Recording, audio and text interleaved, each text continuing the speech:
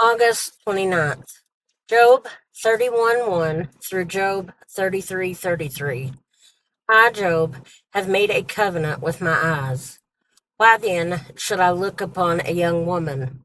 For what is the allotment of God from above, and the inheritance of the Almighty from on high? Is it not destruction for the wicked, and disaster for the workers of iniquity? Does he not see my ways and count all my steps?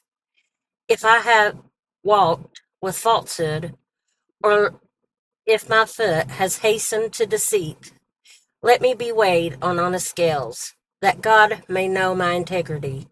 If my step has turned from the way, or my heart walked after my eyes, or if any spot adheres to my hands, then let me sow, and another eat.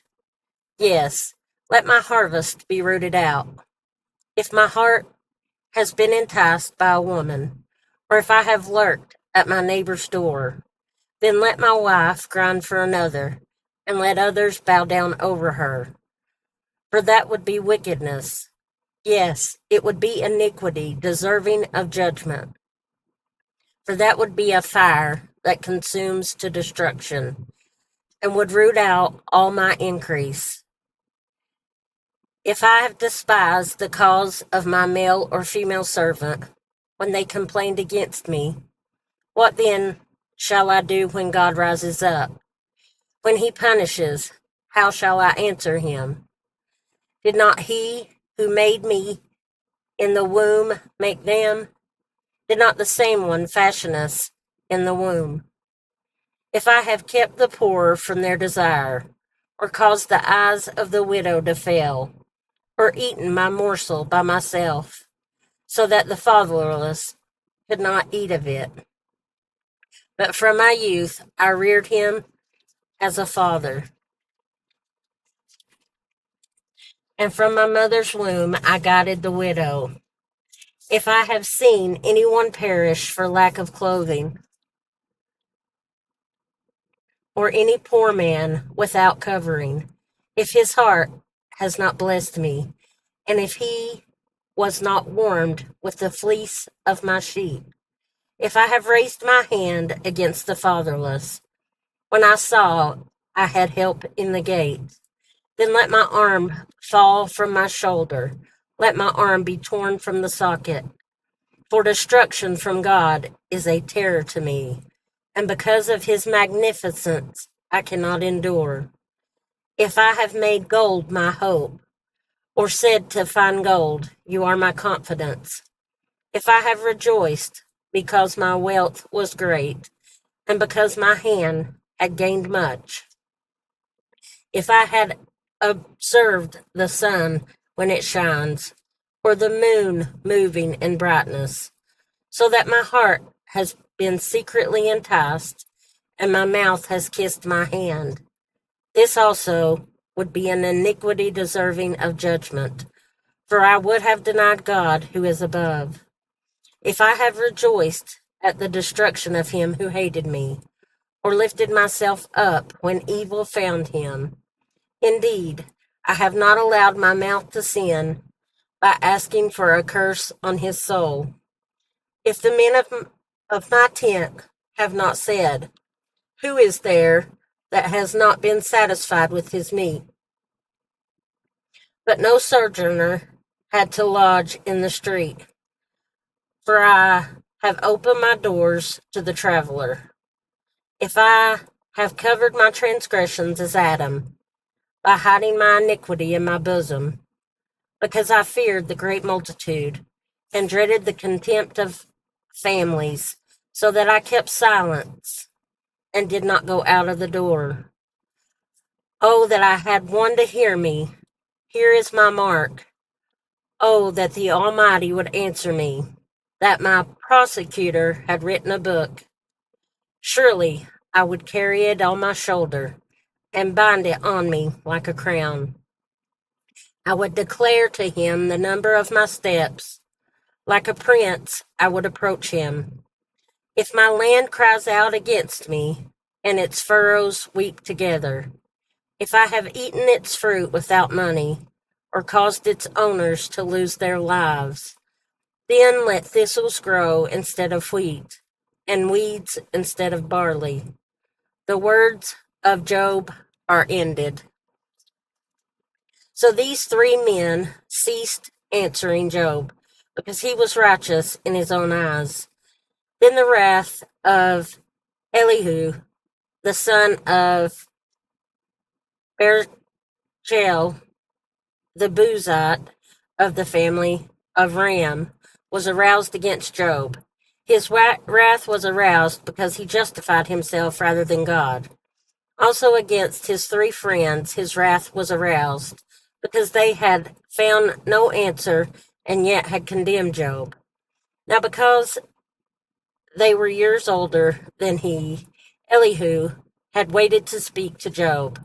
When Elihu saw that there was no answer in the mouth of these three men, his wrath was aroused. So Elihu, the son of Barachel, the Buzite, answered and said, I am young in years, and you are very old. Therefore I was afraid, and dared not declare my opinion to you. I said, age should speak, and multitude of years should teach wisdom. But there is a spirit in man, and the breath of the Almighty gives him understanding. Great men are not always wise, nor do the aged always understand justice. Therefore I say, listen to me. I also will declare my opinion. Indeed, I waited for your words. I listened to your reasonings while you searched out what to say. I paid close attention to you, and surely not one of you convinced Job or answered his words. Lest you say, we have found wisdom, God will vanquish him, not man. Now he has not directed his words against me, so I will not answer him with your words. They are dismayed and answered no more.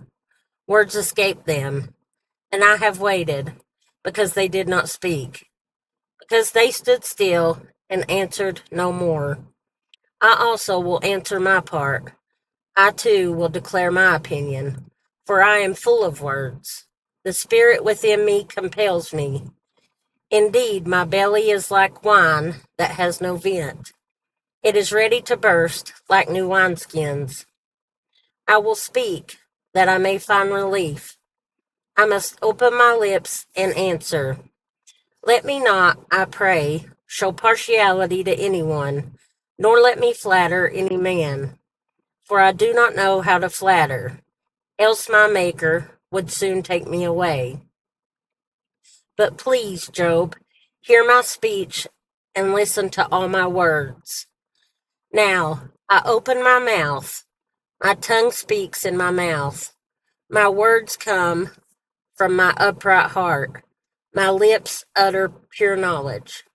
The Spirit of God has made me, and the breath of the Almighty gives me life.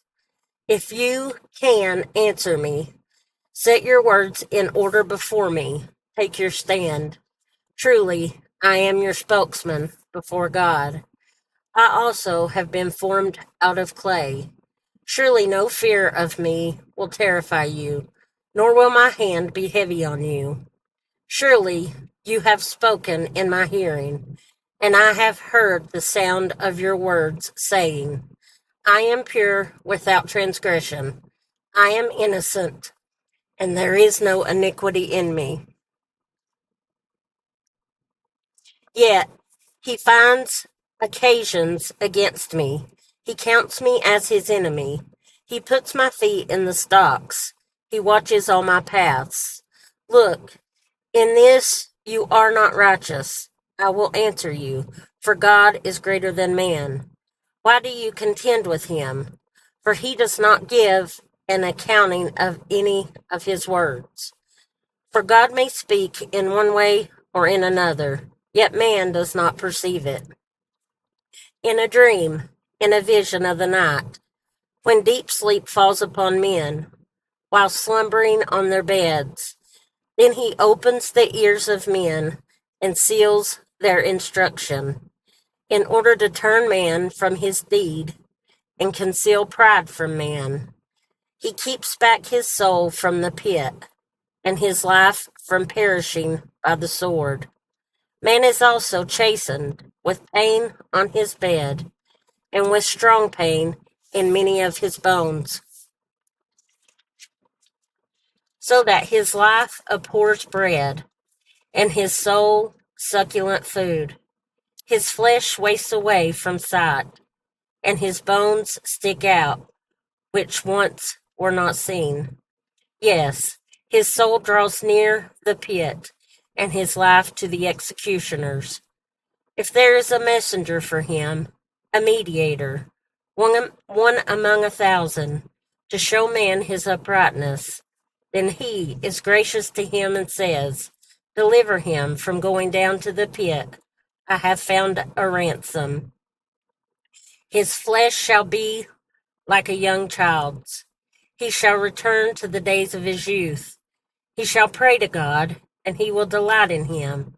He shall see his face with joy, for he restores to man his righteousness.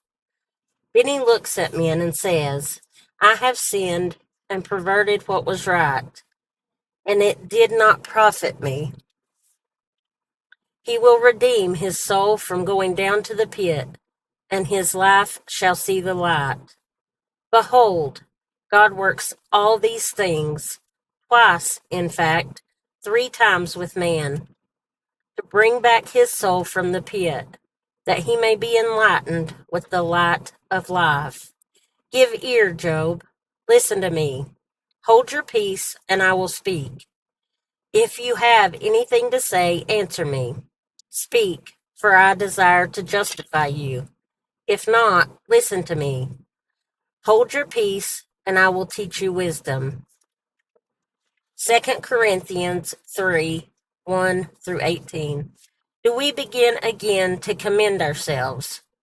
Or do we need, as some others, epistles of commendation to you, or letters of commendation from you? You are our epistle written in our hearts, known and read by all men. Clearly, you are an epistle of Christ, ministered by us, written not with ink, but by the Spirit of the living God, not on tablets of stone, but on tablets of flesh, that is, of the heart. And we have such trust through Christ towards God, that not that we are sufficient of ourselves to think of anything as being from ourselves, but our sufficiency is from God, who also made us sufficient as ministers of the new covenant, not of the letter, but of the Spirit. For the letter kills, but the Spirit gives life. But if the ministry of death, written and engraved on stones, was glorious, so that the children of Israel could not look steadily at the face of Moses because of the glory of his countenance, which glory was passing away, how will the ministry of the Spirit not be more glorious? For if the ministry of condemnation had glory, the ministry of righteousness exceeds much more in glory.